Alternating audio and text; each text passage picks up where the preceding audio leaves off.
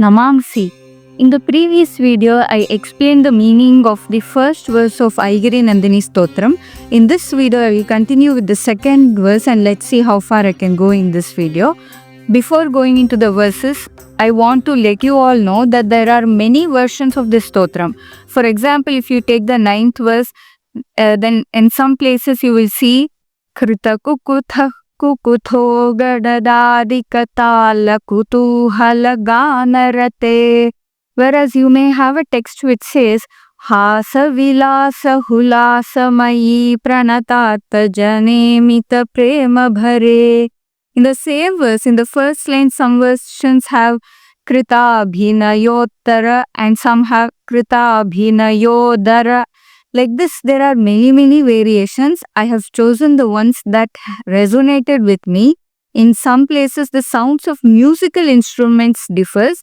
Like for example, in the 6th verse, some versions have Dumi Dumi Tamara and some have Dhimi Dhimi Tamara. In such cases, the meaning will not be changing because it is just telling about the sound of a musical instrument. I am saying this because I am sure that people will comment below that it is Shaunda and not Shunda as you have addressed. I will try to address the other variations wherever possible, but since many variations are there, I don't think I can address everything. So I will stick to my text and explain the meaning. Now let's go into the second shloka. Suravaravarshini Durdharadharshini Durmukhamarshini Harsharate Tribhuvana Poshini Shankaratoshini Ki Vishamoshini Ghosharate Dhanujani Roshini Diti Sutaroshini Durmada Shoshini Sindhusute Jaya Jaya He Mahishasuramardini Ramyakapardini Shailasute. Suravaravarshini is actually Suravaravarshini, and while calling out, that is in the Sambodhana case, it becomes short E, Suravaravarshini. Suravaravarshini means the one who showers boons on the Devas. Sura means Devas or gods, and Vara, as most of you know, means boons. And Varshini is one who rains. So the poet is saying that Devi doesn't just give one or two boons, but showers a rain of boons. Then Durdhara Dharshini again is in the Sambodhana, that is by calling out. The word is Durdhara Dharshini, which means the one who overpowered the demon Durdhara. In Devi Bhagavatam, there is a mention of a demon named Durdhara. I think a mention of Durdhara comes in the 5th chapter. He comes in between while the war is happening between Devi and Mahishasura. As I had told in my previous video, this battle is happening within each one of us. These stories are a nice way of understanding visually as to what is going on within us. Durdhara in Sanskrit means one that is unrestrainable, the one that cannot be controlled. Sometimes our mind goes to a point where it cannot be controlled. Say, for example, scrolling through social media. Though we want to stop mindless scrolling and want to use social media for our benefit, we sometimes find it uncontrollable. That is represented by Durdhara, and by bringing in more positivity and by engaging the mind in the divine or other positive work, we will be able to control this uncontrollable thing within us. Dharshini means the one who overpowers. That ability is also within us. Then Durmukha Marshini. Durmukha was the name of a demon mentioned in Devi Bhagavatam, and Marshini means one who tolerates. So Durmukha Marshini means one who tolerated the demon Durmukha. Also Durmukha means bad-mouthed. Mukham has two meanings in Sanskrit. Mukham means face. It also means mouth. Durmukha here refers to one who has a bad mouth, that is one who speaks foul words. Devi tolerated that too, but later she killed him. Beyond a certain point, speaking badly about others and also using bad words cannot be tolerated, and it has to be destroyed because it will start causing problems to the society if it is not curtailed. Then Harsharata means one who is engrossed in happiness. That is, she is always happy. Tribhuvala Poshini means the one who nourishes all the three worlds. Shankara Toshini means one who makes Shiva happy. Kilbisha Moshini means one who removes sins. Kilbisha means sins and Moshanam means to destroy. Then Ghosharate is nothing but calling out to Ghosharata. Ghosharata means one who delights in loud proclamations. It could refer to Veda Ghosha where Vedic mantras are chanted loudly. Ghosha could also mean Rana Ghosha, that is war proclamation which is done loudly. Devi likes both, so we can take both the meanings here. Dhanuja Niroshini again is actually Dhanuja Niroshini, longi. While calling out to her, it becomes Dhanuja Niroshini with a short E. Dhanujas are Rakshasas. Dhanu was one of the wives of Rishi Kashyapa. The sons of Dhanu are called Danavas and they are demons. That is, they are forces that are opposing to the Devas. Niroshini means one who is angry. So, Dhanuja Niroshini means one who is angry with the sons of Dhanu. Then Ditisuta Roshini again means one who is angry with the demons. But this time the demons are the sons of Diti who are called Daityas. Daityas and Danavas are words used for demons. They are both the opposing forces of divinity. The difference between them is Danavas are the sons of Dhanu and Daityas are the sons of Diti. Durmada Shoshini means the one who destroyed the demon Durmada. Also, Durmada means bad arrogance. Devi is the one who destroys this bad arrogance. If you have noticed in yourself, you will see that as you practice meditation or any spiritual practice and observe what is going on within, you might have, or at least I have realized, how egoistic and arrogant I've been. And once that realization comes, the arrogance reduces and sometimes immediately dissolves. That means to say that Devi, who represents the divine force within us, destroys the arrogance. As divinity increases in us, arrogance automatically diminishes. Then the word is Sindhu Sute. Sindhu Suta means the daughter of the ocean, which is Mahalakshmi. In Devi Mahatmyam, the stories of Mahakali, Mahalakshmi and Mahasaraswati are all narrated. They are all the aspects of the divine feminine.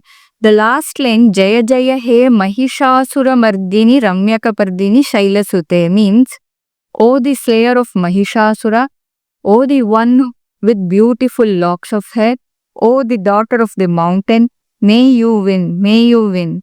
I had explained this line word by word in the first video, so I won't repeat it again and again. Overall, the shloka says, O the one who rains boons on the Devas, the one who restrains the unrestrainable, the one who forgave the bad-mouthing demon, the one who is engrossed in happiness, one who nourishes the three lokas, one who delights Lord Shiva, the one who is the destroyer of sins, the one who loves loud proclamation, which could be the war proclamations or the Veda Ghoshas, O the one who angers on the Danavas, the demons, one who is angry with the sons of Diti, who are the Daityas, the one who destroys bad arrogance, and the daughter of the ocean, O the slayer of Mahishasura, O the one who is having beautiful locks of hair, the daughter of the mountain, be victorious. Now let us go to the third shloka. Ayi jagadamba madamba kadamba vana priyavasini hasarate shikhari shiromani tunga himalaya shringa nijalaya madhyagate madhu madhure madhu kaita bhaganjini kaita bhabhanjini rasarate jaya jaya he mahishasura mardini ramya kapardini shailasute. Ayi, as we saw in the first shloka, it's just a word used to call out. Like in English, we use the word O to call someone. Jagadamba is Jagataha Amba, meaning the mother of the world. Some of you who know Sanskrit might get a doubt that Amba is a feminine word ending with A, and shouldn't the Sambodhana be Jagadambe? But according to Paninian grammar rules, Amba is a word which is an exception. The Sambodhana of Amba will not be Ambe, but it will be Amba. The ending becomes short. Amba becomes Amba in Sambodhana. Madamba is Madamba, nothing but the samasa of Mama Amba, meaning my mother. Kadamba Vana Priyavasini, the one who loves to dwell in the Kadamba forest. Kadamba is a particular type of tree. Hasarate is Hasarata, meaning one who delights in laughter. Though Devi is mainly portrayed as a warrior, she is also someone who loves to laugh. And in the previous shloka, we saw she is engrossed in happiness. So Devi is basically always in happiness, but when it is necessary, she also becomes a warrior. Shikhari Shiromani Tunga Himalaya Shrinda Nijalaya Madhyagate. It is a big word, but basically what it is saying is the one who lives on the Himalayas. Shikhari means the one which has a peak, which is the mountain. Shiromani means the crest jewel or the best. So Shikhari Shiromani is Shikharina Shiromani, meaning the crest jewel or the best of all mountains, which is none other than the Himalayas. That is conveyed in the next word of this big samasa, Tunga Himalaya. Tunga means tall. So Tunga Himalaya means the tall Himalaya. Shringa means peak. Nijalaya means the true abode. Madhyagate means one who is in the middle of it. So what this is telling is, the one who resides on the peak of the crest jewel of all mountains, the tall Himalaya. Then Madhu Madhure is in Sambodhana, that is, the poet is calling out to her as Madhu Madhure. But the word is Madhu Madhura, which is Madhu Iva Madhura, meaning one who is as sweet as honey. Madhu Kaitabha Ganjini. Here the word Madhu doesn't mean honey. Here Madhu refers to a demon named Madhu. And Kaitabha is the name of another demon. Ganjini means destroyer. Madhu Kaitabha Ganjini means the destroyer of Madhu and Kaitabha. Now some people who know the story might get a doubt. It was Lord Vishnu who killed Madhu and Kaitabha. Then why is Devi called Madhu Kaitabha Ganjini? For those who do not know the story, here is this story in short. These two, Madhu and Kaitabha, were born from the ear wax of Lord Vishnu when he was in Yoga Nidra. As they grew, they realized that they had great powers. They also meditated and gained boon from Devi that they can choose to die whenever they want to. And so they became very proud and attacked Lord Brahma and the Vedas. So Brahma went to Vishnu and told him about the destruction caused by these demons. Lord Vishnu got into a fight with Madhu and Kaitabha, but even after many years, Vishnu was not able to kill these two. So he asks Devi for help because it was she who gave the boon to them that they can choose when to die. Devi suggests Lord Vishnu to offer to give them a boon. Lord Vishnu tells Madhu and Kaitabha that he would like to give them boons because he was very impressed with their valor.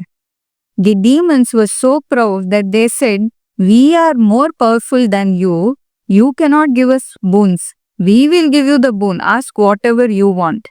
Lord Vishnu takes this opportunity to his advantage and says he wants their death. And Madhu and Kaitabha kill each other. Since it was Devi who suggested what to do, she is called Madhu Kaitabha Ganjini. Kaitabha Bhanjini again means the destroyer of the demon Kaitabha. The poet could have repeated it to get the meter. The next word is Rasarate. Rasa is play or sport. Rasarata means one who delights in sport or play. If we consider this whole world as her play, then it will mean she delights in creation.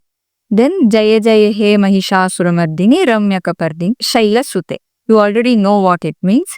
Overall, the meaning of this shloka is, "O the mother of this world, O my mother, the one who loves to dwell in the forest of Kadamba trees, O the one who resides on the peak of the Himalayas, which is the best among all mountains. O the one who is as sweet as honey. O the slayer of Madhu and Kaitabha. O the one who delights in play. O the slayer of Mahishasura. O the one with beautiful locks of hair. O the daughter of the mountain. Be victorious, be victorious. I hope you all liked this video. If you did, then please click the like button and also do share it with others who might be interested in knowing the meaning of this stotra. I will be continuing the remaining shlokas in the upcoming videos. So if you haven't yet subscribed, please do subscribe to my channel. Agrime Chitre Meli Tasmi Namo Vaha.